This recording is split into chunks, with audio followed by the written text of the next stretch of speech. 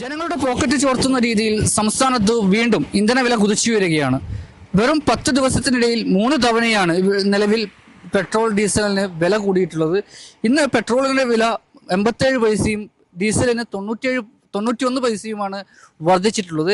Petrol വില ദൈനംദിനം ഇങ്ങനെ വർദ്ധിച്ചുകൊണ്ടിരിക്കുന്ന ഒരു സാഹചര്യമാണ് നമ്മളിപ്പോൾ കണ്ടുവരുന്നത്. ഇത് സാധാരണക്കാർക്ക് വലിയ പ്രയാസവും വെല്ലുവിളിയും തന്നെയാണ് ഉയർത്തുന്നത്. ഈ പെട്രോൾ വില വർധനക്കെതിരെ ജനങ്ങൾക്ക് എന്താണ് പറയാനുള്ളതെന്ന് നമുക്ക് നോക്കി വരാം.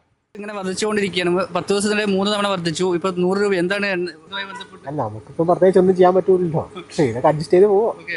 വലിയ ബുദ്ധിമുട്ട് തന്നെയാണ്. ബുദ്ധിമുട്ടുണ്ട്. വളരെ മോശമായ രീതിയിലായി പോയിക്കൊണ്ടിരിക്കുന്നത്. നമ്മളെ സംബന്ധിച്ച് ഇപ്പോൾ പഠിക്കുന്ന വിദ്യാർത്ഥികളാണ്. വീട്ടിനാളിൽ എപ്പോഴും എണ്ണ ചോദിച്ചുകൊണ്ടിരിക്കാൻ പറ്റില്ല. നമ്മൾ വളരെ ദൂരേക്കാണ് പഠിക്കാൻ പോകുന്നത്. ബസ് സൗകര്യം നാട്ടിൽ നിന്നില്ല. അപ്പോൾ വണ്ടി എടുത്താൽ ഡെയിലി ഇത്ര 10 കിലോമീറ്റർ വണ്ടി എടുത്തിട്ടാണ് പോകുന്നത്. അപ്പോൾ ഈ 110 രൂപ 150 രൂപയ്ക്ക് എണ്ണ അടിച്ചിട്ട് ഡെയിലി നടക്കുന്ന കേസായിട്ടല്ല. ഇപ്പം വളരെ ബുദ്ധിമുട്ടിക്കൊണ്ടിരിക്കുന്ന അവസ്ഥയാണ്. പോരാത്തിന് വീട്ടിലാണെങ്കിൽ സാമ്പത്തിക രീതിയിലൊക്കെ വളരെ ബുദ്ധിമുട്ടാണ്. അപ്പോൾ ഇപ്പോഴത്തെ സർക്കാരിൽ എന്തെങ്കിലും മാറ്റം വരുന്ന പ്രതീക്ഷിക്കുന്നു, എന്തെങ്കിലുമൊക്കെ വിചാരിക്കുന്നു. ബുദ്ധിമുട്ടല്ലേ, നമുക്ക് വണ്ടി ഓടിക്കാൻ പറ്റാത്ത അവസ്ഥയായില്ലേ. ഇനിയിപ്പോൾ എന്ത് ചെയ്യും ഇങ്ങനെയാണെങ്കിൽ? വണ്ടി ഇങ്ങനെ ഓടിക്കും നമുക്ക് സാധാരണക്കാർ, പിന്നെ പ്രയാസം തന്നെയാണ്. അല്ലെങ്കിൽ നമ്മളിപ്പോൾ ഒരു 1000 രൂപയ്ക്ക് നമ്മൾ ദൂരം പിന്നെ 1000 രൂപയ്ക്ക് എണ്ണ അടിച്ച് പോയിക്കൊണ്ടിരുന്ന ഇപ്പോൾ 1300 രൂപ വേണ്ടേ? അത്ര നഷ്ടമായി. സാധാരണക്കാർക്ക് തന്നെയാണ് ബുദ്ധിമുട്ട്. അതുകൊണ്ട് ഇപ്പം നമ്മൾ ഒന്നും പറയാൻ പറ്റൂലല്ലേ. അവര് കൂട്ടുന്നല്ലേ, ഗവൺമെന്റ് കൂട്ടുന്ന. സാധാരണക്കാർക്ക് വലിയ വെല്ലുവിളിയല്ലേ?